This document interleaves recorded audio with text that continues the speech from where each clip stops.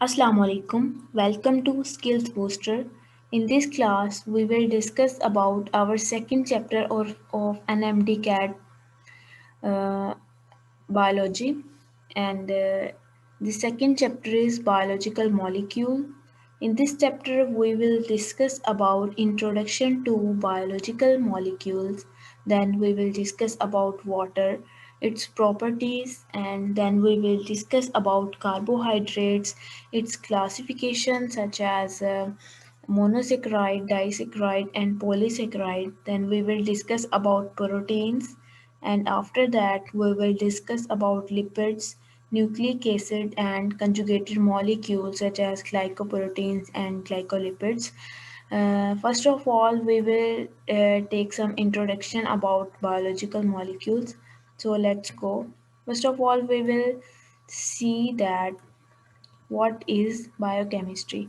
Biochemistry is basically is a branch of biology which deals with the study of chemical component and chemical processes in living organisms. So जो biochemistry है हमारे पास, ये biology की वो branch है जिसमें हम केमिकल कंपोनेंट या फिर केमिकल प्रोसेसेस जो कि एक लिविंग ऑर्गेनिज्म में होते हैं उसको हम पढ़ते हैं या डिस्कस करते हैं। जैसे कि हमारे पास अगर हम प्लांट की बात करें तो उसमें जो है हमारे पास केमिकल प्रोसेस है, फोटोसिंथेसिस होगा, उसकी स्टडी को अगर हम उसको स्टडी करें, उसकी स्टडी को हम जो है बायोकेमिस्ट्री में स्टडी करेंगे। और अगर हम लिविंग ऑर्गेनिज्म की बात करें, जैसे कि ह्यूमंस की बात करते हैं या फिर किसी भी एनिमल की बात करते हैं, तो उसमें अगर हम जैसे कि हमारे पास रेस्पिरेशन का प्रोसेस है, डाइजेशन का प्रोसेस है, मसल कॉन्ट्रैक्शन का प्रोसेस है, ये सारे प्रोसेसेस हम बायोकेमिस्ट्री में पढ़ेंगे। इन सब की स्टडी को हम बायोकेमिस्ट्री में ही स्टडी करेंगे। देन है हमारे पास जो हमारे पास हर सारे जो हैं, all the living organisms are made up of certain chemical compounds which are generally classified as organic और inorganic।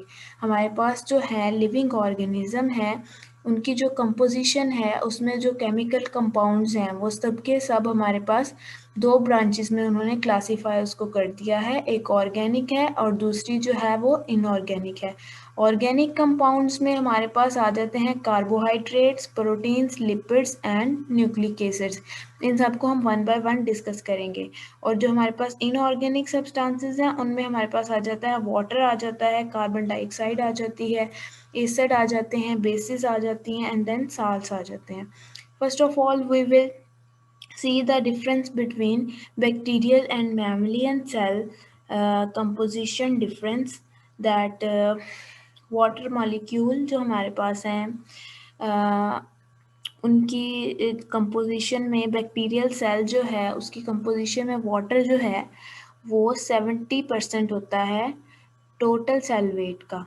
और जो हमारे पास मैमलियन सेल जो है उसमें जो वाटर होता है हमारे पास वो ओनली 17% होता है। इसका मतलब है कि जो हमारे पास बैक्टीरियल सेल है उसमें वाटर ज़्यादा, वाटर की जो है हमारे पास कंसंट्रेशन वो ज़्यादा होती है एज़ कम्पेयर टू मैमलियन सेल।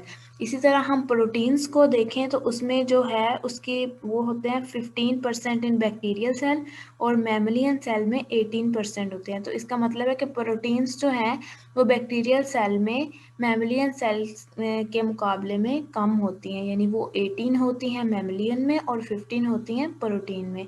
इसी तरह अगर हम कार्बोहाइड्रेट्स को देखें तो बैक्टीरियल सेल में हमारे पास 3% होते हैं और मैमलियन सेल में 4% होती हैं। इसका मतलब है कि अगर हम मैमलियन सेल लेंगे तो उसमें हमारे पास जो कार्बोहाइड्रेट की परसेंटेज होगी वो ज़्यादा होगी as compare to bacterial cell.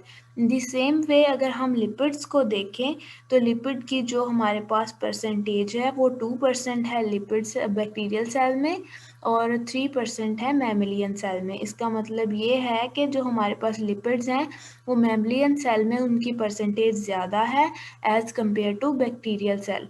और अब हम डीएनए को देखते हैं, वो होता है 1% in bacterial cell and 0.25% in mammalian cell. इसका मतलब ये है कि जो डीएनए की कंसंट्रेशन है वो टोटल बॉडी वेट का, जो मैमिलियन सेल है उसके टोटल बॉडी वेट का वो 0.25% होती है, जो कि कम है in comparison to bacterial cell. इसी तरह अगर हम आरएनए को लें तो वो 6% होता है बैक्टीरियल सेल में और 1.1% होता है मैमिलियन सेल में। और अदर ऑर्गेनिक मॉलिक्यूल जैसे कि हमारे पास एंजाइम्स आ जाते हैं, हार्मोन्स और मेटाबोलाइट्स आ जाते हैं, इनमें हमारे पास बैक्टीरियल सेल और मैमिलियन सेल में इनकी परसेंटेज सेम होती है। इनऑर्गेनिक आयंस को देखें, जैसे कि हमारे पास सोडियम आ जाता है, potassium, calcium, magnesium, chloride and sulphate जो है हमारे पास, वो दोनों में 1% होता है। देन जो है हमारे पास जो लिविंग ऑर्गेनिज्म होते हैं उनमें ऑल टाइम जो है कोई ना कोई केमिकल रिएक्शन होता रहता है। All the chemical reaction taking place within a cell are collectively called metabolism. इस प्रोसेस को हम क्या कहेंगे? मेटाबॉलिज्म बोलेंगे। All the chemical reactions taking place within a cell are collectively called metabolism. और जो हमारे पास ये जो रिएक्शन है ये इनको करेक्टराइज किया गया है एनाबॉलिज्म और कैटाबॉलिज्म में। इसी तरह एनाबॉलिज्म जो है, एनाबॉलिज्म कौन से रिएक्शन होते हैं? ये वो रिएक्शन होते हैं जिनमें हमारे पास सिंपलर सब्सटेंसेस या सिंपलर कंपाउंड्स जो हैं वो मिलते हैं और मिलके कॉम्प्लेक्स या बिग सब्सटेंसेस जो है हमारे पास बनाते हैं। उन रिएक्शंस को हम एनाबॉलिक रिएक्शंस कहेंगे। Those reaction in which simpler substances are combined to form complex substances are called anabolic reaction. Anabolic reaction needs energy. Anabolic reaction जो होते हैं उनको एनर्जी चाहिए होती है, क्योंकि स्मॉल मॉलिक्यूल, स्मॉल जो सिंपलर सब्सटेंसेस होते हैं उनको कंबाइन करने के लिए, लार्ज सब्सटेंसेस कॉम्प्लेक्स सब्सटेंसेस बनाने के लिए हमें एनर्जी चाहिए होती है। इसलिए एनाबॉलिक रिएक्शंस जो हैं नीड्स एनर्जी। और हमारे पास जो कैटाबॉलिक रिएक्शन है इसको आप इस तरह भी याद कर सकते हैं, जैसे कैटा है, कैटाबॉलिक से आप कैटालिसिस से कैटाबॉलिक आप याद रख सकते हैं। कैटालिसिस में क्या होता है कि हमारे पास ब्रेकडाउन होती है, तो कैटाबॉलिक रिएक्शंस में भी हमारे पास ब्रेकडाउन होगी। जब हमारे पास ब्रेकडाउन होगी कॉम्प्लेक्स सब्सटेंसेस की या मॉलिक्यूल्स की इनटू सिंपलर वन, देन क्या होगा? एनर्जी रिलीज होगी। तो इन रिएक्शंस को हम कैटाबॉलिक रिएक्शंस कहते हैं। हमारे पास जो एनाबॉलिक और कैटाबॉलिक रिएक्शंस होते हैं ये हैंड इन हैंड जो हैं ये चलते हैं। इसका मतलब ये है कि अगर एनाबॉलिज्म होगी तो कैटाबॉलिज्म भी होगी।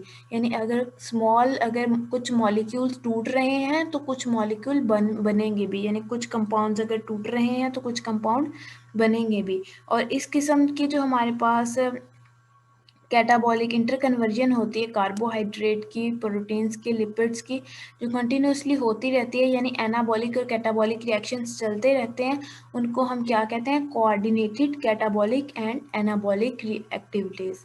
देन है हम कार्बन को देखते हैं जो कि एक बायोलॉजिकल मॉलिक्यूल है। कार्बन क्या है? ये हमारे पास basic element of organic compound है। ये सेंट्रल पोजीशन है इसकी स्केलेटन ऑफ लाइफ में। कार्बन जो है हमारे पास टेट्रावेलेंट है। टेट्रावेलेंट का क्या मतलब है कि ये 4 बॉन्ड बना सकता है। 4 बॉन्ड ये बनाता है, तो अपने आप को टेट्राहेड्रॉन में अरेंज, टेट्राहेड्रॉन स्ट्रक्चर जो होता है उसमें अरेंज कर लेता है। टेट्राहेड्रॉन स्ट्रक्चर किस तरह का होता है मैं बताती हूँ।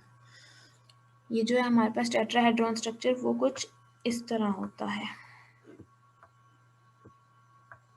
ये मिड में हमारे पास कार्बन होता है और इर्द गिर्द ये जो है हमारे पास, फॉर एग्जाम्पल ये हाइड्रोजन के साथ बॉन्ड बना रहा है, तो इधर भी हाइड्रोजन होगा, इधर भी हाइड्रोजन होगा, इधर भी हाइड्रोजन होगा और इधर भी। और इस स्ट्रक्चर को हम ओवरऑल जो है क्या बोलेंगे?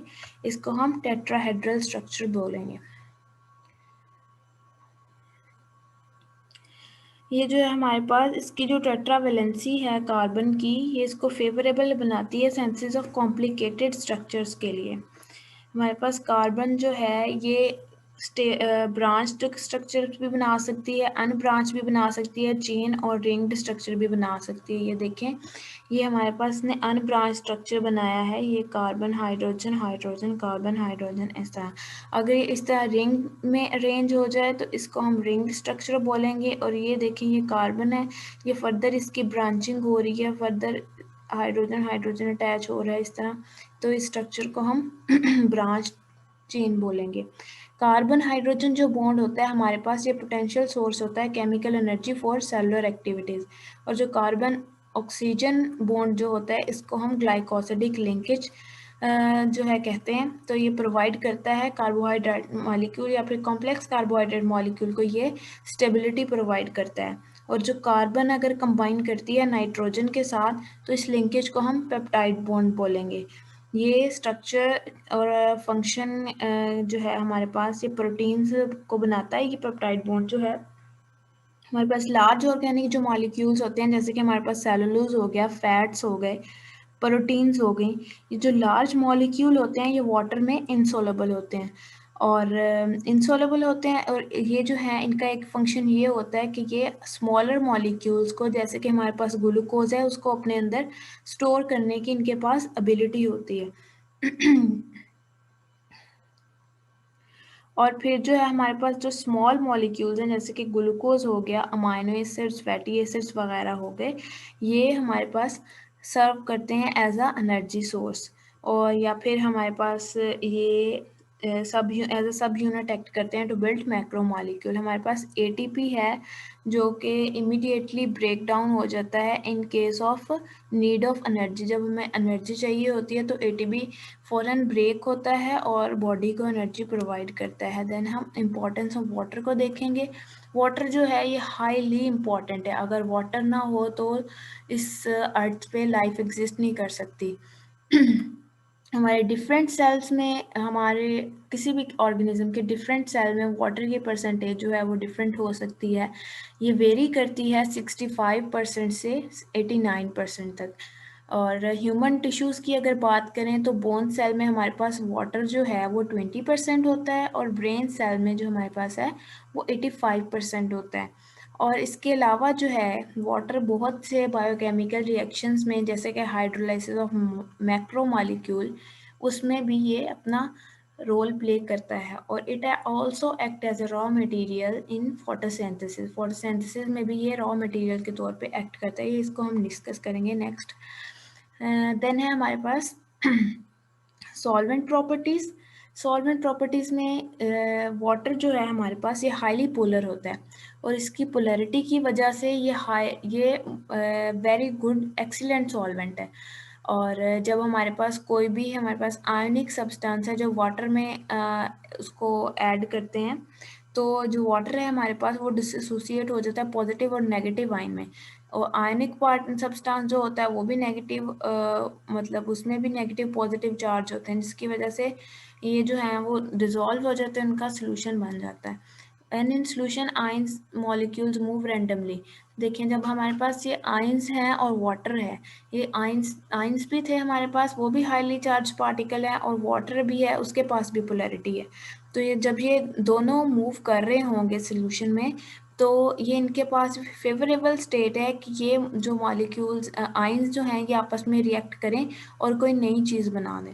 इस तरह हमारे पास in cells all the chemical reaction are catalyzed by enzyme. हमारी अगर सेल्स की बात करें तो हमारे जो तमाम एंजाइम हैं वो अपना बहुत अच्छा फंक्शन प्ले करते हैं इन एक्वस इन्वायरमेंट। यानी अगर वाटर वाला एक्वस इन्वायरमेंट होगा तो उसमें ये जो है हर किस्म के जो केमिकल रिएक्शंस हैं वो इजीली हो सकेंगे। नॉन पोलर ऑर्गेनिक मॉलिक्यूल्स, जैसे कि हमारे पास फैट्स होते हैं, वो वाटर में इंसोलेबल होते हैं।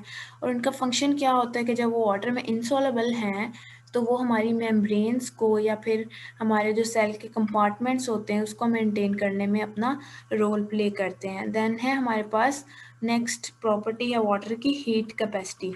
Water has great ability of absorbing heat with minimum of change in its own temperature. Water जो है हमारे पास बहुत ज़्यादा हीट को absorb कर सकता है विद, इसकी प्रॉपर्टी ये है कि इसका अपना टेम्परेचर बहुत कम चेंज होता है। वो क्यों कम चेंज होता है, देखें, जब उसके पास हीट आएगी और हाइड्रोजन, इसके पास हमारे पास हाइड्रोजन बॉन्डिंग होती है। हाइड्रोजन बॉन्ड टूटने में बहुत ज़्यादा टाइम लेता है। जब हाइड्रोजन बॉन्ड टूटने में टाइम लेगा तो तो हमारे पास ये वाटर तो है हमारे पास, इसका मतलब है कि वाटर जो है वो हाईली स्टेबल है। अच्छा, हम इसकी बात कर रहे थे कि हमारे पास वाटर जो है ये हमारे पास इसका जो टेम्परेचर है ये बहुत मिनिमम चेंज होता है। क्यों मिनिमम चेंज होता है? क्योंकि जब हमारे पास हम इसको वाटर को हीट अप्लाई करेंगे तो वाटर इवेपोरेट होना शुरू कर देगा। इवेपोरेट होगा तो इसका मतलब है कि इवेपोरेशन जो है वो कूलिंग फिनोमेना है। जब वो कूलिंग प्रोवाइड कर देगा तो इसका जो है टेम्परेचर का इफेक्ट बहुत कम होगा, तो इसका टेम्परेचर जो है वो मिनिमम चेंज होगा। अब हम बात करते हैं specific heat capacity of water की। Specific heat capacity of water क्या होती है? ये वो नंबर ऑफ कैलोरीज होती हैं जो टेम्परेचर को 1 डिग्री राइज करने के लिए 1 ग्राम ऑफ वाटर अगर हम लें तो उसका टेम्परेचर अगर हमने 1 डिग्री राइज करना है यानी बढ़ाना है, तो उसके लिए हमें जितनी नंबर ऑफ कैलोरीज या फिर जितनी हमें हीट चाहिए होगी उसको हम स्पेसिफिक हीट कैपेसिटी कहेंगे। तो हमारे पास this is much energy is required to break hydrogen bond. Water is act as a temperature stabilizer for organisms in the environment and hence protect the living organism against sudden thermal changes. ये वही बात होगी कि water में जो है हमारे पास hydrogen bond होता है। हाइड्रोजन बॉन्ड जो है वो टूटने में बहुत ज़्यादा उसको एनर्जी चाहिए होती है। तो इसका मतलब ये है कि वो ऑर्गेनिज्म के लिए as a temperature stabiliser water जो है वो एक्ट करेगा। इसका मतलब ये है कि अगर हम सडन थर्मल चेंजेस से जो है बॉडी को वो प्रोटेक्ट करता है। यानी अगर सडन थर्मल चेंज होता है, अगर सडनली बॉडी हीट अप हो जाती है तो हमारे पास जो सारे एंजाइम्स हैं वो डीनेचर हो जाते हैं और हमारी जो है बॉडी प्रॉपर फंक्शन नहीं कर पाती, जिसकी वजह से ऑर्गेनिज्म की डेथ हो सकती है। इस तरह थर्मल चेंजेस जो हैं उसको सडन थर्मल चेंजेस को ये जो हीट कैपेसिटी है उसको रिड्यूस कर देती है। देन है हमारे पास heat of vaporization. Water absorb अच्छा, सबसे पहले आप देखते हैं कि हीट ऑफ वेपोराइजेशन जो है ये होती क्या है। ये नंबर ऑफ कैलोरीज हैं जो एब्जॉर्ब की जाती हैं पर ग्राम वेपोराइज। हमारे पास स्पेसिफिक हीट जो है ऑफ वेपोराइजेशन वाटर की वो 574 किलो कैलोरी पर किलोग्राम है। और अगर हम इवेपोरेशन की बात करें, evaporation of only 2 ml out of 1 liter of water lowers the temperature of remaining 998 ml by 1 degree Celsius. अगर हम इवेपोरेशन की बात करें कि इवेपोरेशन करनी है हमने वाटर में से, हमारे पास 1 लीटर वाटर है उसमें हमने सिर्फ 2 ml की जो है हमने इवेपोरेशन की है, तो हमारे पास जो 998 ml पीछे रिमेनिंग रह गया है उसका जो टेम्परेचर है वो सिर्फ 1 डिग्री कम होगा। देन है हमारे पास उसने रिएक्शन दिखाया है कि वाटर मॉलिक्यूल की आयोनाइजेशन हो रही है। H2O है, ब्रेक हो रहा है, आयोनाइज हो रहा है into H2H positive plus OH negative. ये जो है रिएक्शन ये रिवर्सिबल रिएक्शन है। अगर हम 25 डिग्री सेल्सियस पे बात करें तो ये जो है हमारे पास H पॉजिटिव यानी हाइड्रोजन की और हाइड्रोक्सल यानी OH नेगेटिव आयंस की प्योर वाटर में जो कंसनट्रेशन है वो 10⁻⁻7 मोल पर लीटर होती है। इसका मतलब है कि दोनों की कंसनट्रेशन सेम होती है। दैट्स वाई जो वाटर है एट pH 7 हमारे पास न्यूट्रल होता है।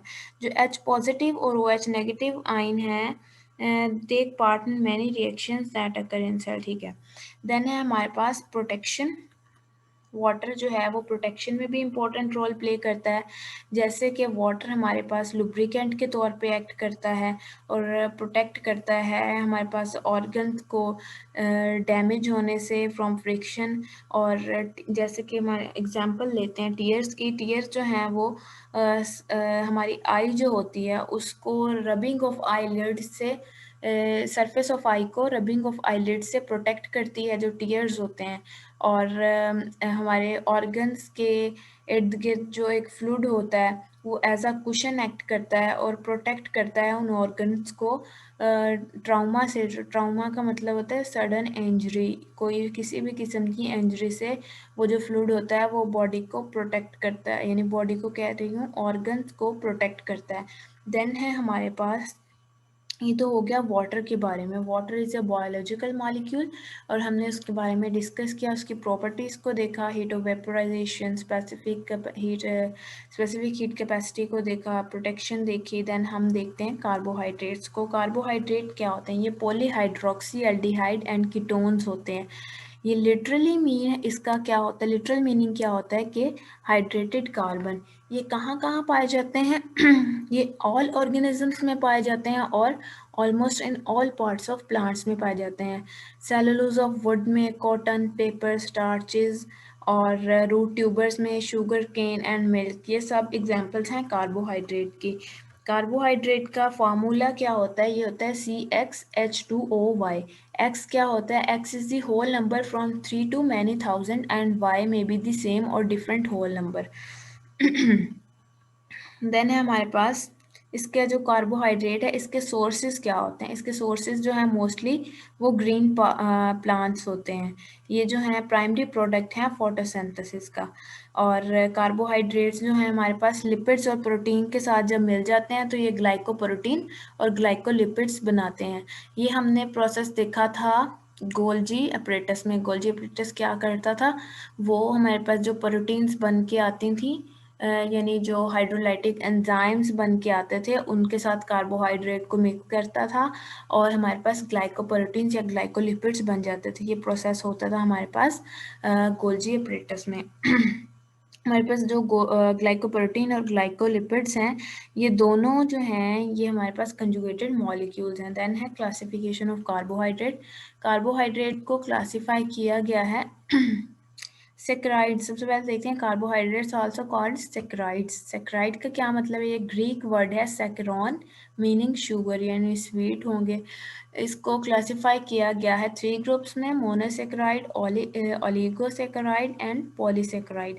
मोनोसेक्राइड्स क्या है, ये सिंपल शुगर है, अगर हम इसको टेस्ट करेंगे तो ये स्वीट इन टेस्ट होंगे। और अगर वाटर में इसको हम डिज़ोल्व करें तो ये इजीली सोलेबल होंगे। और ये सिंपल शुगर में हाइड्रोलाइज यानी ब्रेक डाउन नहीं होते, बहुत सिंपलर होते हैं, सिंपल शुगर्स होती हैं। सो ये फर्दर सिंपलर शुगर में हाइड्रोलाइज हो ही नहीं सकती। इनको हम पॉलीहाइड्रोक्सी एल्डिहाइड और कीटोन्स कहते हैं। इनमें जो है सारे कार्बन एटम्स के पास हाइड्रोक्सिल ग्रुप होता है एक्सेप्ट वन। उसके पास क्या होता है, उसके पास या फिर एल्डिहाइड ग्रुप होता है या फिर कीटो ग्रुप होता है। अगर एल्डिहाइड ग्रुप होगा तो उस शुगर को हम एल्डो शुगर बोलेंगे और अगर कीटो ग्रुप होगा तो उसको हम कीटो शुगर बोलेंगे। ये नेक्स्ट 2 स्ट्रक्चर्स उसने दिखाए हैं। इसमें उसने ये देखें, इसके पास भी OH है, इसके पास भी OH है। ये हमारे पास जो है ये इसके पास एल्डिहाइड ग्रुप है और ये इसके पास कीटो ग्रुप है। Aldehyde group, keto group. और इसको हम कीटो शुगर बोलेंगे, इसको एल्डो शुगर बोलेंगे। एक को ग्लिसरैल्डिहाइड बोलते हैं और एक को डाइहाइड्रोक्सी एसीटोन बोलते हैं।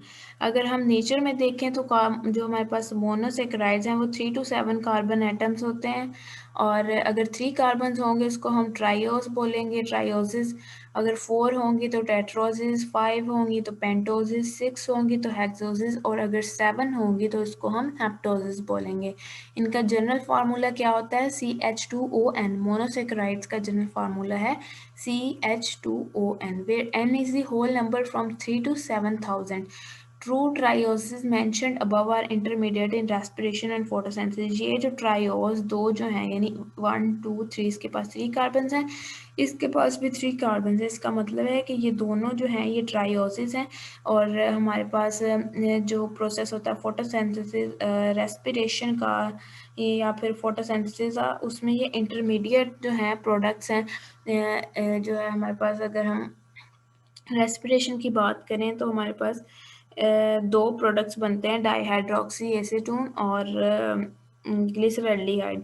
तो ये जो है ये उसमें इंटरमीडिएट होते हैं। इम्पॉर्टेंट हेक्सोसिस जो हैं हमारे पास वो नीचे शो किए हुए हैं। ये ग्लूकोज है, हेक्सोसिस होते हैं। ये हमारे पास पेंटोज है, इसमें 5 कार्बन है, 1 2 3 4 5। और ये एल्डो शुगर है क्योंकि इसके पास एल्डिहाइड ग्रुप है। और ये ग्लूकोज है, इसमें 6 कार्बन हैं और ये भी एक एल्डो शुगर है क्योंकि इसके पास भी एल्डिहाइड ग्रुप है। ये हेक्सोज शुगर है, ये पेंटोज। पेंटोज होता है जिसके पास 5 कार्बन हो और हेक्सोज होता है जिसके पास 6 कार्बन हो। Most of the monosaccharide. अच्छा, अगर हम सॉल्यूशंस की बात करें, अगर ये जो है हमारे पास ये राइबोज या फिर ये ग्लूकोज जो है शुगर, अगर इसका सॉल्यूशन हो तो ये है हमारे पास क्या है, ये रिंग स्ट्रक्चर बना लेती हैं। जो राइबोज है वो 5 कॉर्नर स्ट्रक्चर रिंग स्ट्रक्चर बनाती है, उसको हम राइबोफ्यूरानोज बोलते हैं। और जो हमारे पास ग्लूकोज होता है वो 6 कॉर्नर रिंग बना लेता है, उसको हम ग्लाइकोपायरानोज। ये देखें, ये हमारे पास ऊपर राइबोज का स्ट्रक्चर है और ये इसका रिंग स्ट्रक्चर बन गया इधर। ये जो है हमारे पास, ये यहाँ से यहाँ इनके दरमियान रिएक्शन होगा, एक तरफ से OH जाएगा, एक तरफ से O जाएगा, एक तरफ से OH जाएगा, एक तरफ से हाइड्रोजन जाएगा, और ये इनके दरमियान इस तरह का स्ट्रक्चर बन जाएगा और C5 को इस तरह शो कर देंगे। और ये रिएक्शन होगा बिटवीन C1 एंड C5, और इसमें भी ये होगा, ये देखें इसमें, और इसमें रिएक्शन होगा, एक तरफ से OH जाएगा, एक तरफ से H जाएगा, तो क्या होगा हमारे पास, ये CH, ये इस तरह स्ट्रक्चर बन जाएगा। और जो हमारे पास 6 वाला है, सॉरी गलत बता दिया है,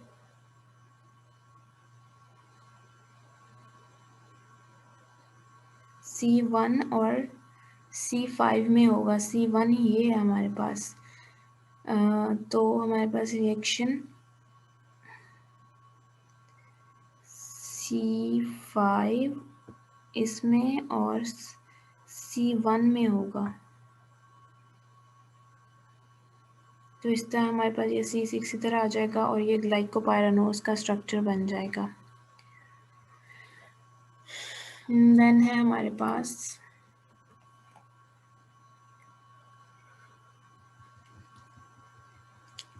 इसके सोर्सेज हैं कि ये कहाँ कहाँ पाए जाते हैं। ये ग्रेप्स में पाए जाते हैं, फिग्स में, डेट्स में, और नॉर्मली अगर हम अपने ब्लड की बात करें तो उसमें ग्लूकोज जो है वो 0.08% पाया जाता है। और जो हमारे पास डायासेक्राइड और पॉलीसेक्राइड्स में भी ये मोस्टली कंबाइंड फॉर्म में पाए जाते हैं। ये नेक्स्ट है हमारे पास फोटोसिंथेसिस की इक्वेशन लिखी गई है, 6CO2 + 12H2O, और ये हमारे पास ग्लूकोज का मॉलिक्यूल बन गया +6O2 + H2O। इस प्रोसेस को करने के लिए हमें एनर्जी चाहिए होती है, और वो जो एनर्जी है वो कहाँ से प्रोवाइड की जाती है, वो सनलाइट की फॉर्म में, सनलाइट जो होती है वहाँ से एनर्जी जो है वो प्रोवाइड की जाती है। अगर हम ने 10 ग्राम ऑफ ग्लूकोज बनाना है, यानी अगर ये जो है हमारे पास, ये हमने इसको 10 ग्राम बनाना है, तो हमें जो एनर्जी है वो कितनी चाहिए होगी, 717.6 kilo calorie of energy will be required. So ये जो एनर्जी है ये कहाँ से प्रोवाइड की जाएगी, ये सनलाइट की फॉर्म में, सनलाइट सन एनर्जी की फॉर्म में इसको प्रोवाइड की जाएगी। देन है हमारे पास ओलिगोसेक्राइड्स।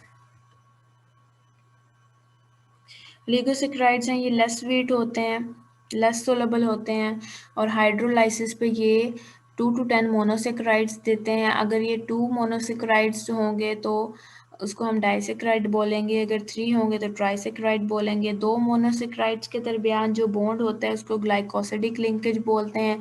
और अगर हम हाइड्रोलाइसिस करें सुक्रोज की, तो हमारे पास ग्लूकोज और फ्रुक्टोज 2 सब यूनिट्स बनते हैं, दोनों ही रिड्यूसिंग शुगर्स हैं। रिड्यूसिंग शुगर क्या होती हैं, which have ability to act as a reducing agent.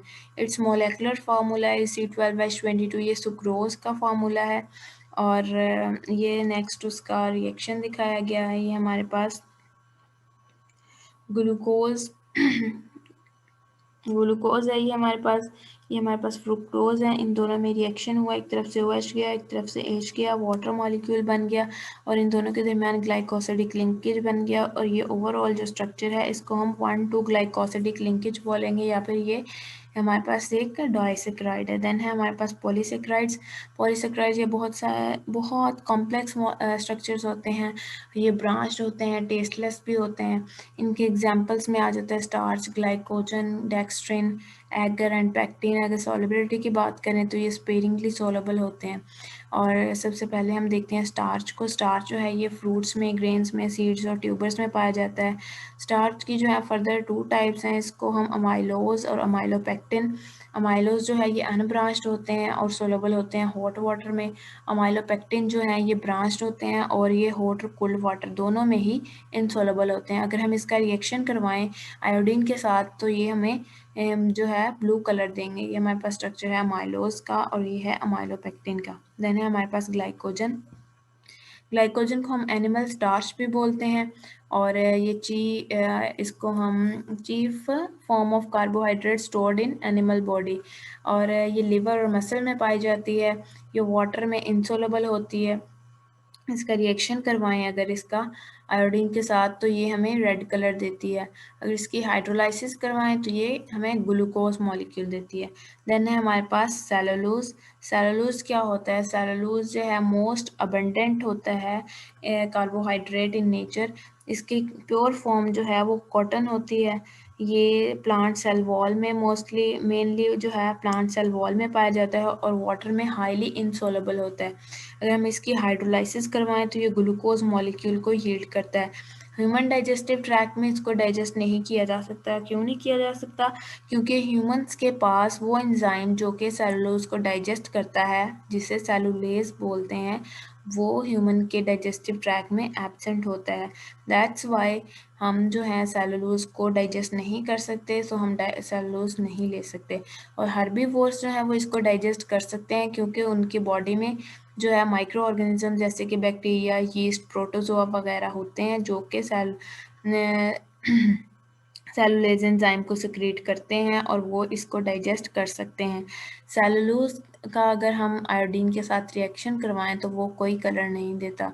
जिस तरह हमारे पास ये सेलुलेज एंजाइम नहीं होता तो हम इसको डाइजेस्ट नहीं कर सकते। इन द सेम वे कुछ बच्चों को लैक्टोज जो है